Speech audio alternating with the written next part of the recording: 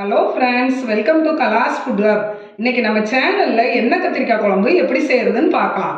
எண்ணெய் கத்திரிக்காய் புளிக்குழம்பு செய்கிறதுக்கு ஒரு மசால் ரெடி பண்ணிக்கலாம். அடுப்பில் ஒரு வடைச்சட்டி வச்சு எண்ணெய் ஊற்றிக்கலாம்.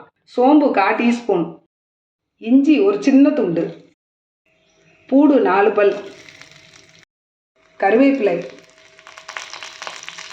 வெங்காயம் 1 கப். அடுப்பை சிம்மில் வச்சு நல்லா வதக்கிக்கலாம்.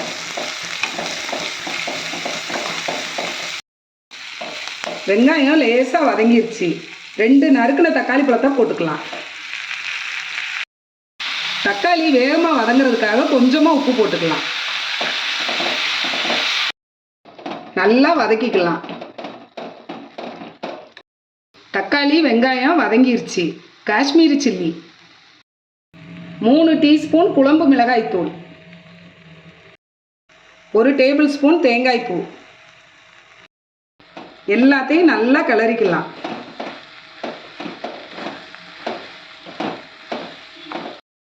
அடுப்பை ஆஃப் பண்ணிடலாம். இந்த மசால் நல்லா ஆறட்டும். நல்லா ஆறிடுச்சு. தண்ணி ஊற்றாமல் அரைச்சிட்டு வந்துடலாம். கத்திரிக்காயில் பூச்சி இருக்கான்னு பார்த்துட்டு இந்த மாதிரி அறுத்துக்கிடணும். அரைச்சாச்சு.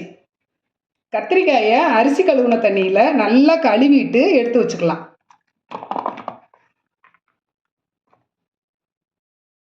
அரைச்ச மசாலா கத்திரிக்காயில் இந்த மாதிரி வச்சுக்கிடலாம்.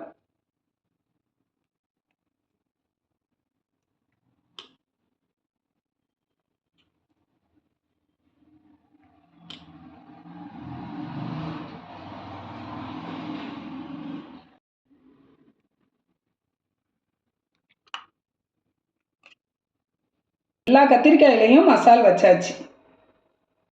அடுப்பில் ஒரு வடைச்சட்டி வச்சு நல்லெண்ணெய் ஊற்றிக்கலாம். எண்ணெய் காஞ்சிருச்சு. மசால் திணிச்ச கத்திரிக்காயை போட்டுக்கலாம். கத்திரிக்காயை நல்லா பிரட்டி கொடுத்துக்கலாம்.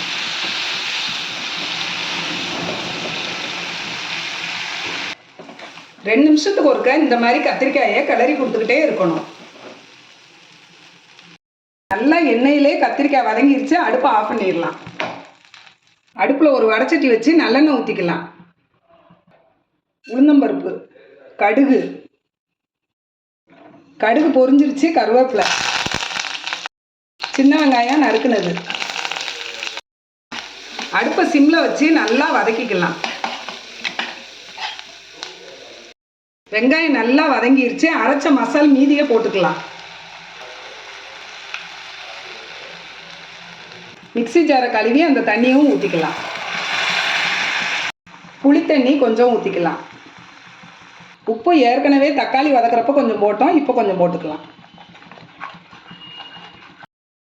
குழம்பு நல்லா கொதி வந்துருச்சு. அடுப்பை சிம்மில் வச்சுக்கலாம். அடுப்பை சிம்மில் வச்சு 10 நிமிஷம் ஆகுது. எண்ணெயில் வதக்கினா கத்திரிக்காயை போட்டுக்கலாம். ரொம்ப கிளறக்கூடாது. எண்ணெய் கத்திரிக்காய் குழம்போட சுடுசாதம் வச்சு சாப்பிட்டீங்கன்னா செம டேஸ்ட்டாக இருக்கும். கத்திரிக்காயை போட்டு அடுப்பை சிம்மில் வச்சு 5 நிமிஷம் ஆகுது.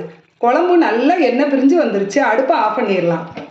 இது வரைக்கும் நம்ம சேனலை சப்ஸ்கிரைப் பண்ணாதவங்க சப்ஸ்கிரைப் பண்ணிக்கோங்க. பக்கத்தில் இருக்கிற பெல் ஐக்கானை கிளிக் பண்ணுங்கள். Thank you friends.